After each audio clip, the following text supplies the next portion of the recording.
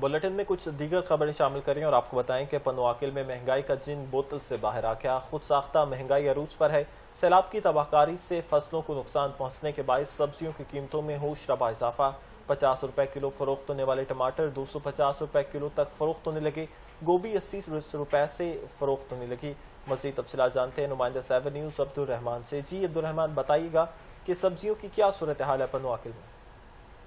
हाँ जी बिल्कुल, सैलाब की तबाहकारियों के बाद जो गांव में जो नुकसानात पहुंचे हैं फसलों को, इसकी फसलों के नुकसानात के बाद सब्जियों में होशबा इजाफा देखने को आया है। जब हमारी शहरियों से बात हुई, शहरियों का यही कहना है कि 50 रुपए किलो वाले टमाटर जो फरोख्त हो रहे थे 250 रुपए किलो फरोख्त है। 50 से 80 रुपए जो गोभी फरोख्त हो रही थी 250 रुपए किलो गोभी फरोख्त हो रही है। इस वक्त हमारे साथ शहरी मौजूद है, उनसे जानते जी, आप बताइएगा। जी, हम कह रहे हैं कि हुकूमत से ये मुतालबा है कि सब्जियों का रेट कम किया जाए, क्योंकि टमाटर है ना जो 20 रुपए किलो वाले वो 250 रुपए हो गए हैं।